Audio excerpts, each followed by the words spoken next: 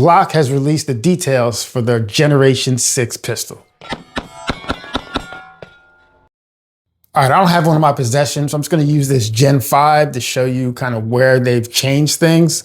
Appearance-wise, the first thing you're probably gonna notice is the trigger. They did go to a flat face trigger design. This is an Apex shoe because I just prefer flat. So they did go with a flat face trigger, and from what I understand, they reduced the trigger reach. So the trigger reach is the distance from the back of the back strap to the trigger, right? So a reduced trigger reach would make that easier for people with smaller hands. I have big hands and I use the biggest back strap. So for me, that's not really an issue and probably not something that I would want, but I'll see what they feel like once I get my hands on one. Outside of that, you'll probably notice next will be the texture. It seems like they went to the kind of the RTF texture, their rough texture with a mix of the newer Gen 5 texture. And then they've taken it like right now in the current gens, well, the other older ones, I guess, they stopped the texture right here where this little thumb ledge is. I hate this thing. But they stopped the texture here. So this part up here is smooth, where that's where most people are going to have a lot of their pressure. So they've done the right thing and actually extended the texture all the way up. And then the ledge, you might not be able to see it. There's a little ledge right under the slide lock, just to make it less likely that you activate that during recoil to make the gun go into slide lock when it shouldn't. So they built that up a little bit more just to aid in that. They did undercut the trigger guard, which a lot of people end up doing aftermarket wise, or like the quote unquote Gucci Glocks. Those companies will have that already. And then what I was told is that the magwell is a little more flared. So on the Gen 5, they went to a slightly flared magwell. That is a difference between it's hard to see on camera, but when you start doing reloads with the Gen 4 or Gen 3, and then you use the Gen 5 is easier to reload. So they've changed that. And then they added a beaver tail. Personally, I don't like beaver tails on my pistol just because I carry appendix, and the way that I carry, I draw with kind of a claw grip. So the beaver tail gets in the way for me. But if you like that kind of thing because you get slide bite, it's automatically on there. So you don't have to put a back strap on to add the beaver tail. And then it'll come with just 2 back straps that don't have the beaver tail because they're already on there. I would probably just end up getting that dremeled off or whatever. The other thing that is going to be pretty noticeable is that they added some quote unquote gas pedals or thumb ledges or thumb rests. Since gas pedal is, I think that's under a copyright. I don't think you can technically use that for a product, but just like same thing, some of those Gucci companies will cut into the frame to make a ledge for your thumb to help with managing recoil. That's going to already come on the Gen 6s. The slide's going to have slightly different serrations. So right now the serrations are cut to an equal depth from the bottom of the slide to the top. On the Gen 6, they're a little more shallow at the bottom and they get deeper as you go higher up on the slide.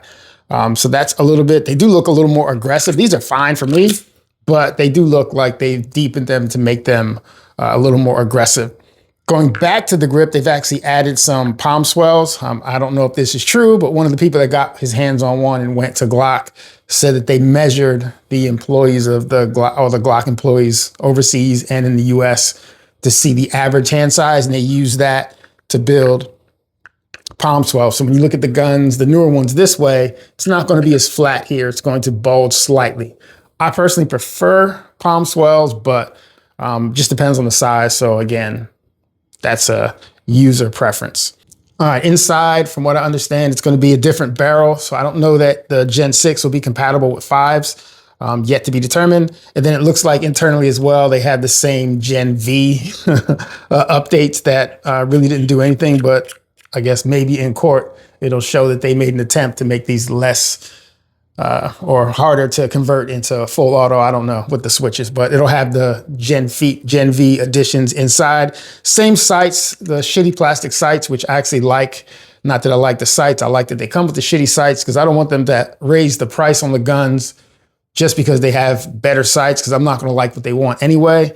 I typically run all black, just blacked out, and then I have a dot. And if I use a dot, I don't like 3 dots or any of those things. So I don't want them to spend any money on them. Use those shitty ass plastic sights, and then I'm going to replace them with what I want no matter what. The odds of them selecting something that I personally like, slim to none. Let's see, backwards compatible with all the magazines. So that's not an issue. They stayed with the 1 pin. I know in some of the different generations, they've gone between 1, 2, 2-pin systems.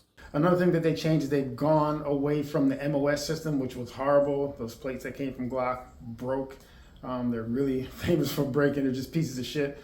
So it's really similar to a direct mount now. They do have a thin polymer insert that you put in between depending on which optic platform or footprint that you're using, and then the optic's going to screw directly into the slide itself. As most of you know, screwing the optic directly into the slide is typically the more secure way to do it, versus having plates, which will add height as well as could have another failure point. To help those of us that run optics, they did shorten the way that the extractor works. So before, if you had a screw that would hold your optic in that was too long, it could hit the extractor and actually, cause the gun to malfunction. So they've done away with that, so you could actually have a longer screw. So you won't have that plunger that would normally come out if you needed to disassemble the gun and then get the extractor out. The other thing that they changed, it looks like they've gone back to the Gen 3 style, which is a single coil recoil assembly, as opposed to the dual coil that came in, I believe, Gen 4 and then all the way through 5 and all the iterations in between. So they've gone back to the single, which has been tested. It works just fine. And if you're like me, I usually replace it with something that is heavier anyway. And then to jump through more hoops, they went from Glock 17 to adding the 47. The only difference between those is the Glock 17 has the shortened dust cover like on this 19, but the long slide of the Glock 17. And then it uses the recoil spring from the 19. So it looks like they're going to discontinue the 47 and bring back the 17, but they're going to use the changes that they added to the 47 and call that the 17. So I guess the 17 is going to be back in Gen 6. But it'll have essentially it's just a Glock 45 frame. So Glock 17 or full size grip.